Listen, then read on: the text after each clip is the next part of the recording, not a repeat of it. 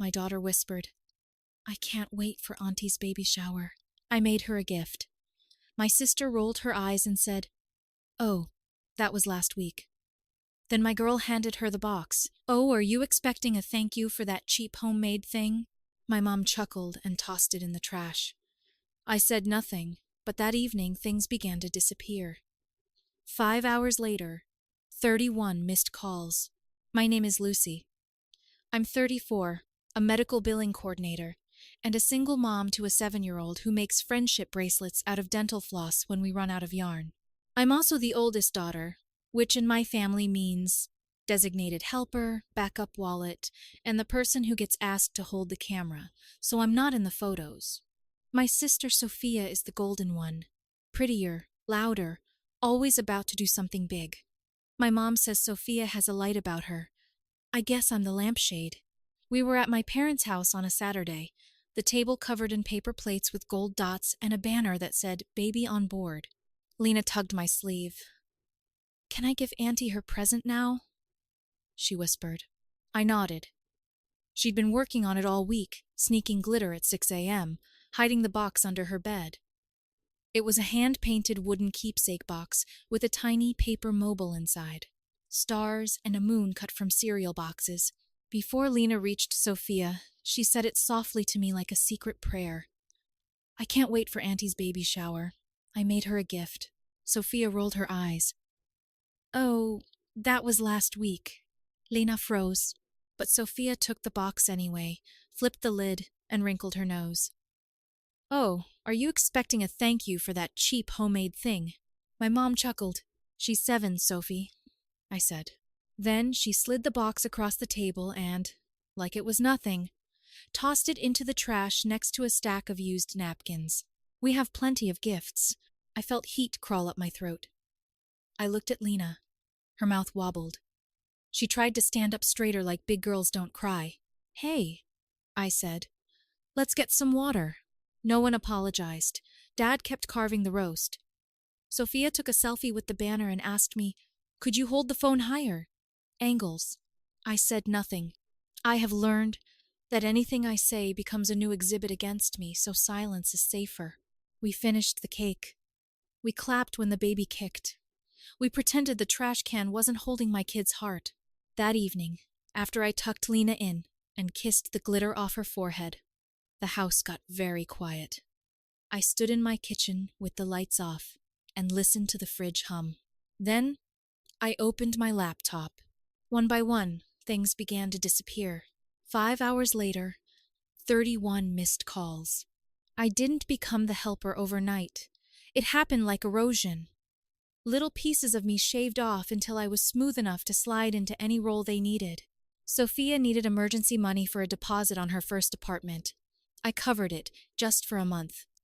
3 months turned into a year. When she moved out, she posted photos of a champagne tower and captioned it, self-made. Mom needed her prescription refilled the same week her card got declined. I put it on mine because the pharmacy is closing, and I'll pay you back tomorrow. Tomorrow never came. Just a casserole dropped off with a, you're such a good daughter. Dad got laid off for a while. I added their phone lines to my plan because family rates make more sense. That was 3 years ago. I pay for 3 iPhones and a tablet I've never seen. If I ask about it, Dad says, it's only $40 more to you. You make more than we do. He doesn't know what I make. He just assumes. When Lena was 2 and I left her father, my parents said I could stay for a few weeks. The few weeks lasted 9 months. I cleaned out their garage, organized their taxes, bought a secondhand washer and dryer because theirs finally died, and paid for it out of my tax refund. The day I moved out, Mom said, don't forget to leave the washer. It belongs with the house. I learned the rule. If I bring it, it becomes theirs. Sophia learned the other rule. If she asks with enough crisis in her voice, the world shifts to catch her. She'd say, I can't risk stress. It's bad for the baby. And suddenly everyone was moving furniture, paying deposits, signing for packages. Meanwhile, when I said I couldn't take on extra overtime because Lena had a recital, Mom said, it's always something with you. The humiliations were small and constant. At dinner, "Lucy, can you move your car?" Sophia's boyfriend wants the driveway. He drives a Tesla. It's bigger. At Christmas, I brought gifts with careful budgets and kept the receipts just in case. Sophia gave Mom a candle and got a squeal and a hug. I gave Dad noise-canceling headphones because his TV volume scares Lena. He held them up like a dead fish. "I don't know how to use this tech stuff." At a barbecue, I mentioned I'd negotiated a raise. Mom didn't look up from her phone. "Huh?" "Oh, Sophia just got invited to a brand collab. It's a big deal. If you stacked each little cut, you'd have a mountain." Then, when Sophia found out she was pregnant, the mountain got a ski lift. Nursery. Mom texted me the next morning. "We should do something tasteful. Sophia deserves it." I replied, "Congrats." "About the nursery," Mom said later on a call. "You're good with money. We need a crib, dresser, glider, wallpaper, and the stroller you had for Lena. Is it still in your storage?" "Yes," I said. "I was going to sell it to cover Lena's camp." "Family shouldn't charge family," she said, soft like a threat wrapped in velvet. "Also, we think Sophia should be added to your Costco membership and your Amazon. It makes sense, one household." "One household?" I repeated. "I don't live there." "You're so technical," she sighed. When hospitals came up, Mom slid into my DMs with a GoFundMe link. "Share widely." I did, with a $100 donation under anonymous. She called me. "Only 100? I'm paying for your phones," I said. And I covered Dad's Garmin subscription because he wanted to track his steps, and Netflix, and half your utilities for 3 months last winter when the gas bill spiked. "I can pull the numbers if you want." Silence. Then, "You're making everything about money. It's about love." But in our house, love had a price, and my card was always on file. The day of the baby shower that already happened, I brought cupcakes.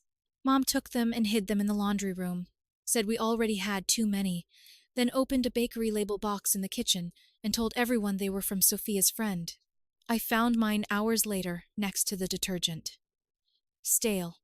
After the trash can thing with Lena's gift, I kept my mouth shut because I know how fast the story flips. I become dramatic, ungrateful, ruining a nice day. On the drive home, Lena said, very quiet, "Maybe Auntie didn't see it was special." "I saw," I said, and we drove. That night, I made a list. I wrote everything with a monthly amount. Phone plan, $186. Mom, Dad, Sophia, plus tablet.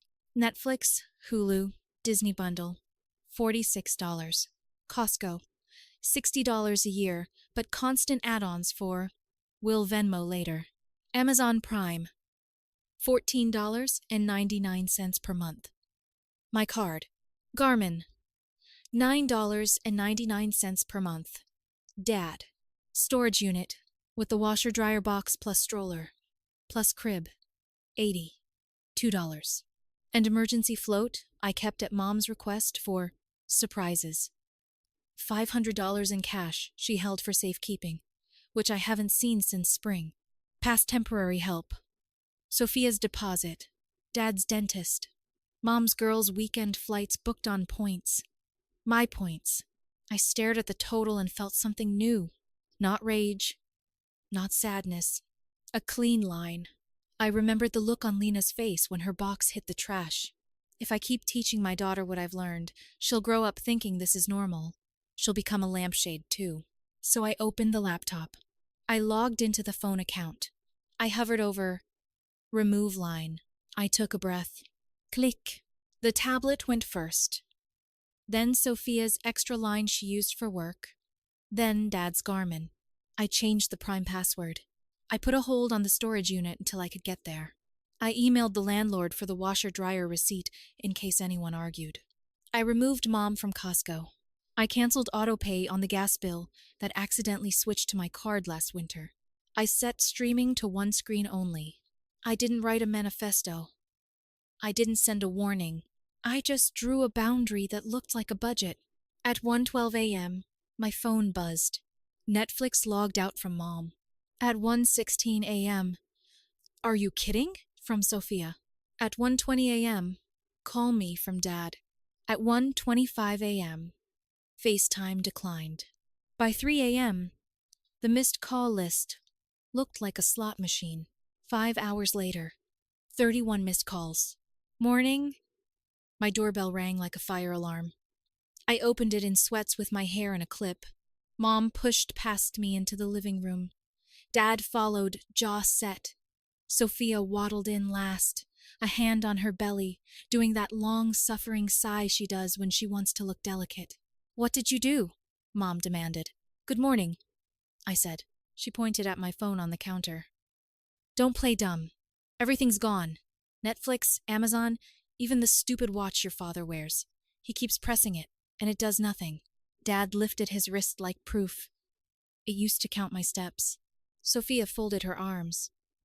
The hospital called me to confirm my phone number. It's not even working. I missed a call from my OB. You still have a phone, I said. You're just not on my plan. That's cruel, Mom snapped. What if there's an emergency? I looked at Lena eating cereal at the table, listening with huge eyes. There was an emergency last night.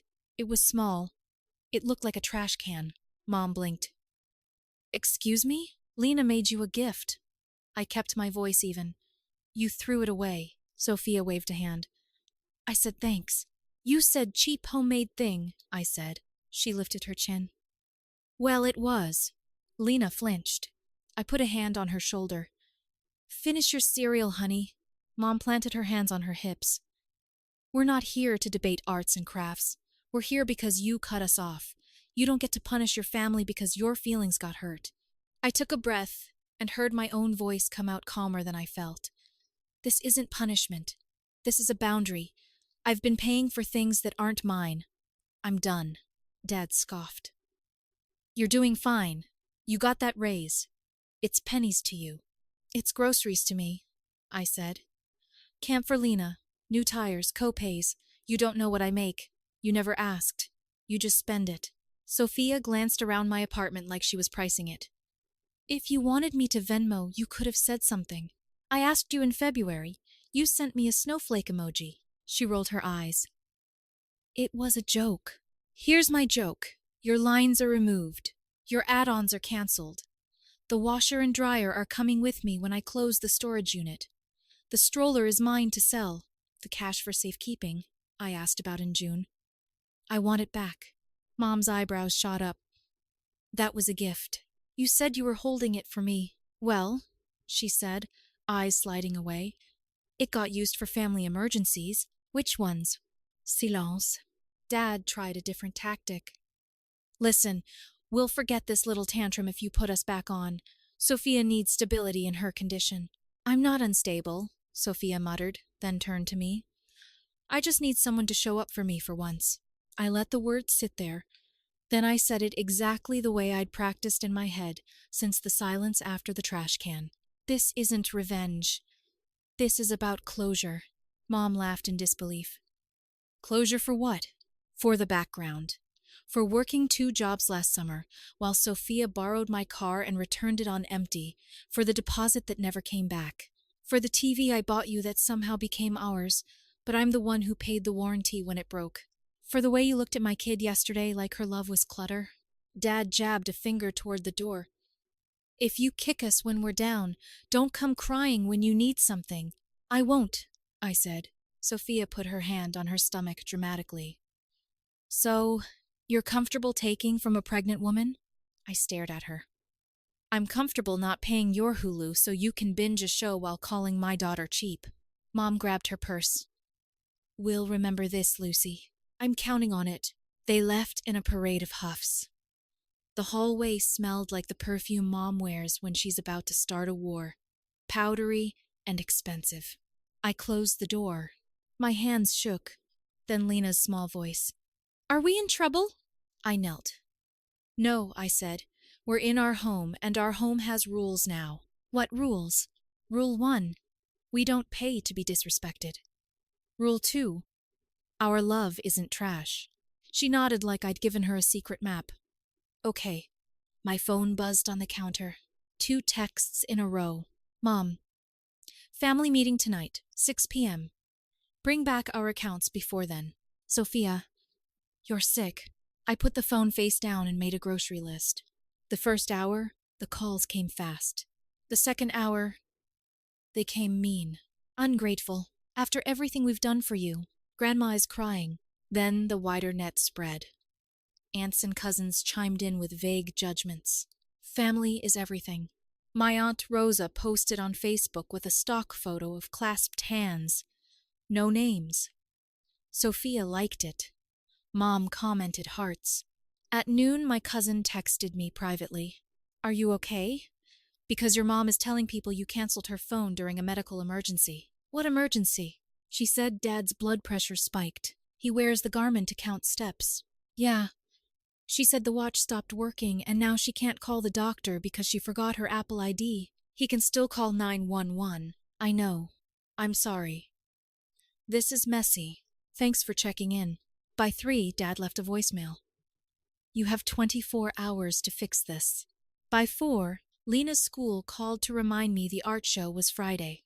I cried in the parking lot for a minute because the world outside my family kept being normal, and it felt like standing on 2 different floors at once. I started doing practical things because practical calms me. I changed my Prime to a new email. I made a spreadsheet of subscriptions. I pulled my last 6 bank statements and highlighted every temporary charge. I made a folder labeled Boundaries and scanned the washer-dryer receipt. Then I took the bus to the storage unit class. The manager recognized me. You're the one with the washer in a box, he said, laughing. I always wondered about that. Long story, I said. I checked the unit. The stroller was there, the old crib, 2 bins of baby clothes I'd saved for a future that shrank and then disappeared. I loaded the stroller and a bin into my trunk. I texted my friend Ava, the kind of friend who shows up with a drill and snacks. She met me at my place, and we posted the stroller on a mom's group. It sold in 20 minutes for $90. Lena watched me count the cash. Is that for camp? She asked. It is, I said. She smiled like I told her a secret. The calls slowed around dinner, then spiked again at 8 p.m. Mom, we're outside. No, let us in. No, she called. I let it ring out. A minute later, a text. You can't cut us off. We're your parents. I can choose what I pay for. Your heart can't take stress. Then stop causing it. She tried a new angle. Sophia's shower was chaotic. She didn't mean it. She threw away a gift a child made. You laughed. You're making this bigger than it is. Exactly. A pause. Then.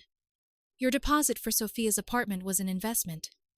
You'll get it back when she's settled. You told me last year it was a gift. You can't switch labels to suit the moment. You're cold. I'm clear. At 9:30, Dad called from a different number. I answered because I was tired of seeing my screen light up. Put it all back, he said without hello. No, I said. You will, or you're not welcome in this family. I looked at Lena coloring a moon with too much pressure. The pencil tip breaking. We'll live, I said. You think you're better than us because you budget? Because you have your little lists? I think I have a kid, and she needs camp more than you need Hulu. He exhaled hard. Your sister is having a baby. I have a child, I repeated. He hung up. I set my phone to do not disturb and wash dishes. The cheap soap smelled like lemons. It felt like a new room in the same apartment. Over the next week, the family campaign kicked in. Aunt texts. Your mom is devastated. If you loved her, you'd fix this. Cousin DM. Sophia says you screamed at her. Neighbor. Your mom came by and asked if you were okay. She seemed performative. At work, I kept my head down and processed claims. I called the pediatrician to confirm Lena's records were current. I set her camp deposit with the stroller cash and part of my grocery budget. We ate a lot of rice and eggs. It felt like something holy. On Thursday, Mom sent a long message about values and how we do things in this family. She said if I patched things up, her words, she'd forgive me. She added a schedule for the nursery build and assigned me paint lead with 3 paint swatches. I put my phone down and took Lena to the art aisle at the discount store. I let her pick new glitter and a small wooden box. Another gift? I asked. She shook her head. This one's for me. We made hot chocolate that night and decorated it together. She drew a moon again and wrote Lena in shaky letters on the bottom. She put it on her shelf next to the plant we haven't managed to kill. Sophia posted a story the next day. Surround yourself with people who show up. In the background, I recognized my old stroller. I didn't comment. The buyer had posted her own photo already with a caption about finding a great deal. I hearted that one. There were practical wins, too. The phone bill dropped by more than half. The streaming services stopped glitching at night. I slept. Not a lot, but deeper. No more waking up to a vibrating nightstand. Friday afternoon, Mom called from a blocked number and left a voicemail crying. I don't know who you are anymore. I listened once, pressed delete, and immediately felt guilty because I'm conditioned to feel guilty when I don't absorb her feelings like a sponge. I made a sandwich. I wrote a sticky note for myself. You're allowed to not be the sponge. On Saturday, I moved the washer-dryer out of the storage unit with Ava's help and a neighbor's dolly. We rolled it down the hallway like a parade with no music. I unscrewed the old unit in my closet and slid the newer one in. It fit like it had been waiting. I stood there with a hand on the cool metal. It sounds ridiculous, but I felt kept by my own choices. At 10 p.m., a text from Sophia. You're not invited to the sip and see after the baby's born. Meh. Okay, Sophia. You don't care. Me. I care about Lena sleeping. Good night. 3 dots. No answer. Then, a screenshot from Mom. A shopping cart with the crib, glider, dresser, total at the bottom. We'll split it 3 ways. Fair. Meh. No, Mom. Then we'll remember this. Me. I hope so. The following week, I met with HR to adjust my schedule. I asked for 1 afternoon a week to pick up Lena early for swim lessons. We can do that, my manager said, surprised, like she expected me to apologize for existing. I didn't. I took the bus home and didn't check my phone for 2 hours. The sun was going down. The apartment smelled like laundry and spaghetti. It smelled like ours. When the first month's new phone bill hit, the number made me laugh out loud. I transferred the difference into an account labeled Boundaries Fund. I set a small auto transfer for the first time in my adult life that wasn't going out to someone else. It was $100. It felt like $10,000. By the time Sophia's due date approached, the calls had slowed to once every few days. Mostly guilt, sometimes bait. Dad says he'll forgive you if you. Grandma wants to see Lena, but not if you. We're doing a family photo. It would be nice if you. I said no to all of it. Not dramatic. Not angry. Just no. 2 weeks after the baby was born, Mom texted a photo. Sophia smiling, the baby wrapped in a blanket with tiny lemons. I felt a weird mix of warmth and distance, like seeing my old street on TV. Mom added, Her name is Gianna. She has your grandmother's eyes. I wrote back. She's beautiful. Congrats. That was it. I didn't go to the sip and see. We went to the park instead. Lena found a perfect stick and declared it a wand. We made up a spell. Boundaries. Oh, she giggled until she hiccuped. That night, I stood in the doorway of her room and watched her sleep. The wooden box we'd made sat on her shelf, catching the lamplight. The apartment was quiet, in a way that wasn't absence. It was space. I thought about all the times I'd swallowed words to keep peace that never arrived. I thought about the money I called help, even when it hurt. I thought about my parents' house, the washer I bought, the deposit I covered, the way Mom said we when she meant you, the way Dad called my lists little. And I thought about a trash can with a small moon made of cereal box paper at the bottom of it. I don't hate them. I'm not plotting. I'm not waiting for payback. I'm done paying forward. I texted Mom one last time that week. I kept it short. I'm not cutting you off. I'm stepping off. I'll answer calls that are about love or logistics, not guilt or money. No more shared accounts, no more temporary fixes. If you speak to my daughter with kindness, we can visit in public places for an hour. If you don't, we leave. I wish you well, she wrote back. You're dramatic. I didn't reply. I wrote it on a sticky note for myself. Not dramatic. Specific. The next morning, Lena pushed her box toward me. Want to see? Inside, there was a folded paper star. She'd written in careful letters, M-O-M. She'd made me a gift, and no one laughed. I'm not a lampshade. I am a person, a mother, a woman who knows the price of her time. Here's my moral, the one I will teach my daughter when she starts making boxes for people. I don't pay to be tolerated. I don't fund my own disrespect. I don't confuse access with love. I'm not waiting for my family to change to give myself permission to live differently. I have the keys. I turn them. I won't allow someone to toss my child's love in the trash and then ask me to cover their bill. I won't allow family to be a word that means I owe you. My boundaries are not revenge. They're the receipt for what I learned. I'm allowed to say no. I'm allowed to keep what I buy. I'm allowed to build a home where the small homemade things are the ones we treasure. And yes, I'm allowed to let things disappear so the right things can finally appear.